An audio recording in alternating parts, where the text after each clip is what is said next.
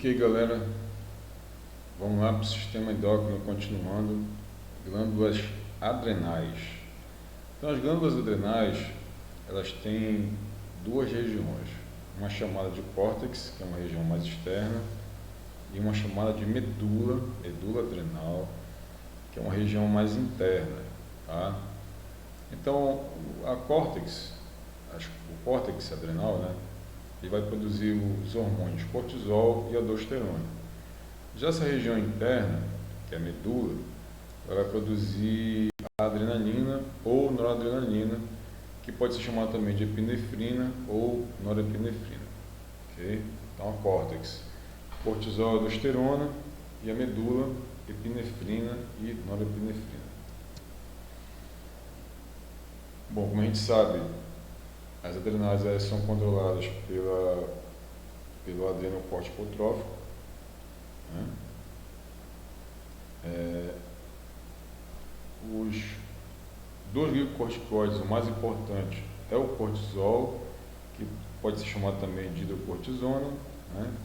Ele é liberado em situações de estresse, atua na produção de glicose a partir de proteínas e gorduras.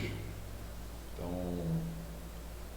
ele é proteolítico e também é lipolítico, e tem um ponto positivo aí, que ele reduz inflamações e alergias. Então, as pessoas que têm casos alérgicos muito graves, por exemplo, síndrome do Cushing, enfim, ou algum tipo de lesão articular muito grave, acaba tendo que ir lá para a famosa hidrocortisona, que na verdade é o cortisol.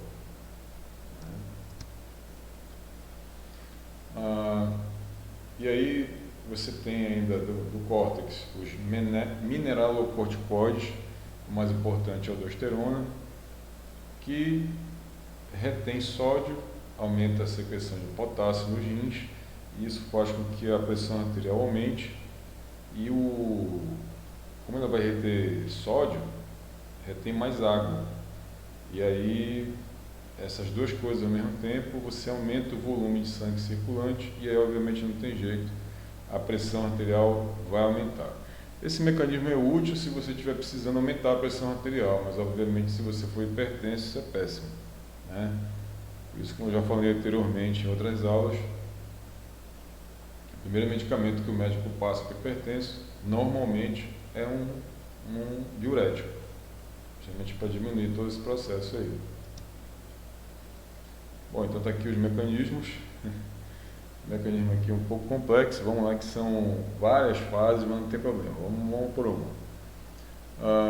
Desidratação ou deficiência de sódio ou hemorragia, você tem uma diminuição do fluxo sanguíneo e uma diminuição da pressão sanguínea, obviamente, se você tem uma diminuição do fluxo sanguíneo. Consequentemente, as células justaglomerais do rins produzem renina, né? O fígado produz angiotensina, que é uma proteína, aqui é uma enzima, né? A renina é uma enzima e a angiotensina é uma proteína. A renina transforma a angiotensina em angiotensina 1, okay? Depois, a angiotensina 1, você vai ter aqui uma outra enzima aqui, que é a ECA, enzima conversora de angiotensina, para transformar a angiotensina 1 em angiotensina 2, né? A angiotensina 2 estimula a produção na córtex suprarrenal aqui de aldosterona. A aldosterona nos rins aumenta a absorção de sódio e água. E aí, beleza. Lembra que isso começou porque o volume de sangue estava diminuído, agora você tem o volume de sangue aumentado. E aí pronto, o volume de sangue volta ao normal, a pressão sanguínea volta ao normal, né? Ao mesmo tempo, a angiotensina, que ela produz aldosterona, ela também gera vasoconstrição das artérias. Essa vasoconstrição faz com que a pressão sanguínea aumente. Beleza.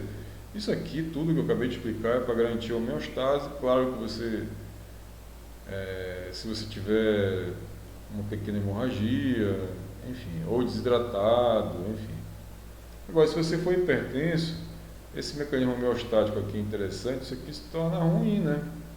Então, por isso que você vai ter remédio que é diurético, você vai ter remédio que bloqueia aqui a ECA, a enzima que é produzida pelo pulmão, você vai ter medicamento que bloqueia também a produção de angiotensina, para não ter a angiotensina 1, e por aí vai, né?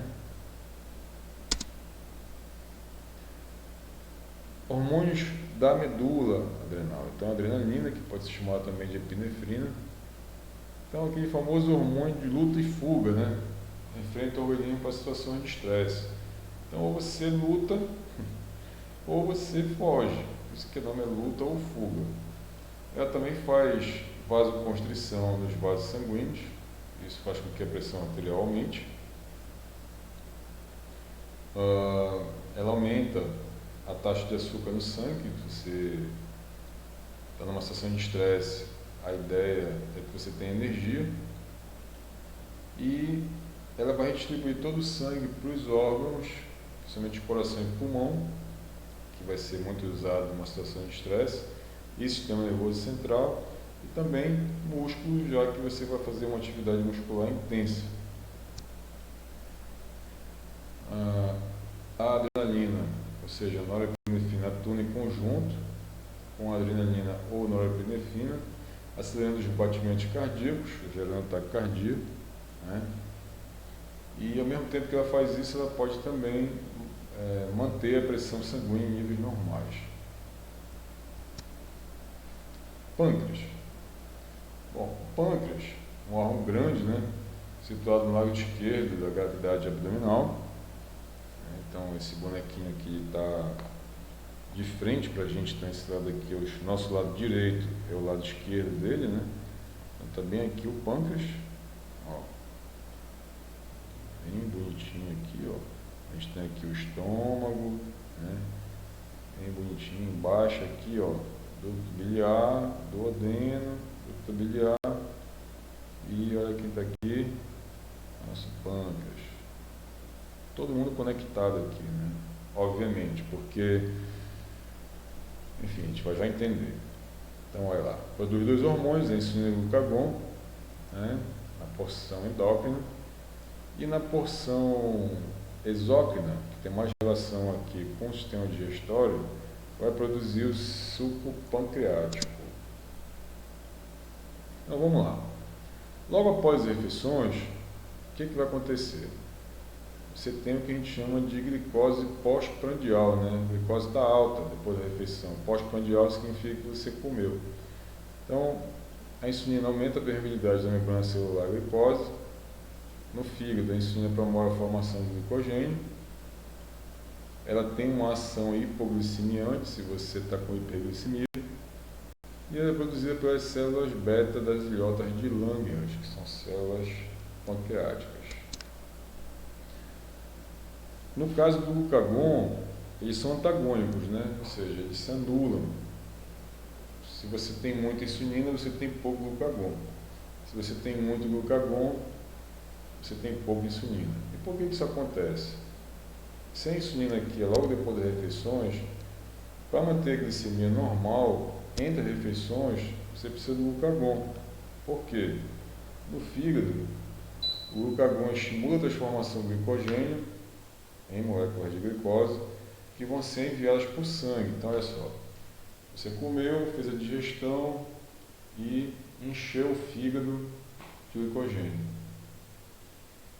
Entre as refeições, obviamente, você precisa manter a glicemia, que mantém a glicemia ao fígado estimulado pelo glucagon. Perfeito, né? Produzido pelas células alfa das ilhotas de Langerhans. Então, existem doenças, né? Infelizmente, doença, no caso é diabetes, doença que o indivíduo apresenta uma alta taxa de glicose no sangue, como a gente sabe. Então, a gente tem a tipo 1, que normalmente é uma doença autoimune, que causa redução das células beta, né? E a tipo 2, onde você tem uma diminuição do número de receptores da insulina. Então, a insulina não funciona E aí a situação aqui, tanto no tipo 1 no tipo 2, a glicose vai estar alta. E aí isso é péssimo, né?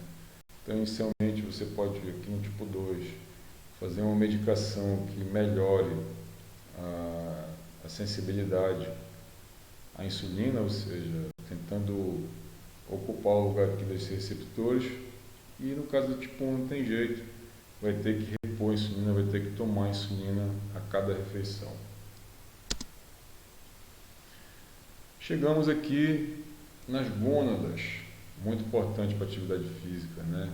Visto que tem os hormônios produzidos pelas glândulas, pelas gônadas, tem uma ação fundamental na adaptação do exercício. Então, vamos começar aqui pelos meninos, né? Que tem os testículos localizados no interior da bolsa escrotal, sofrem influência dos hormônios FSH e LH produzidos pela adenohipófise. Então, o FSH e o LH estimula o testículo a produzir testosterona e maturar os espermatozoides. Então, está aqui, ó. A gente tem aqui o sistema reprodutor masculino. Então, aqui é a uretra, né? Aqui, bexiga, uretra, bonitinho, produzido aqui para passar a urina, muito bonitinho. E aqui a gente tem aqui a bolsa escrotal, que é justamente onde a gente vai ter os dois testículos, que vai produzir a testosterona, né? Beleza. Aqui na bolsa escrotal, a gente vai ter as células de Leydig, que são as células responsáveis pela produção de testo. Então, o FSH induz a produção de espermatozoide, perfeito, e o LH induz a produção de testosterona. Qual é a ação da testosterona? Primeiro, aparecimento dos caracteres sexuais secundários, no caso no sexo masculino. Então, barba, pelos pubianos, engrossamento da voz e o desenvolvimento da musculatura. Por isso que os atletas que precisam de desenvolvimento da musculatura esquelética usam tanto, né, os derivados de testosterona. Amadurecimento dos órgãos genitais, então a criança, o pré-adolescente vai aumentar a produção de testosterona e vai fazer com que ele tenha um crescimento da bolsa escrotal, né, dos testículos e também o crescimento do pênis. E aumenta muito a libido sexual, muito comum aí nos adolescentes, né, esse comportamento alterado. Né? Por que isso acontece? Ele está produzindo um hormônio que o cérebro dele não conhece ainda. Então, qual é a consequência disso? Ele não está acostumado a lidar com essa sensação, então por isso que ele fica aquele comportamento estranho, né? É muito engraçado o adolescente quando ele se encontra com a testosterona. E não acontece no adulto, porque o sistema nervoso ele já sabe lidar com aquilo. Então o comportamento no adulto não é tão alterado, mesmo ele tendo uma produção de testosterona alta. Por exemplo, um adulto com 24, 26 anos tem uma produção de testosterona alta. Não tem um comportamento alterado do adolescente porque o cérebro simplesmente já se acostumou com aquilo, né? Agora, no caso dos atletas de fisiculturismo, por que eles têm um comportamento tão alterado? Porque eles têm doses suprafisiológicas de testosterona, o que vai consequentemente alterar o comportamento, obviamente porque ela vai oscilar entre 300 e 1000 nanogramas por decilitro e vai alterar o comportamento dele consequentemente. Hormônios femininos. Próximo vídeo.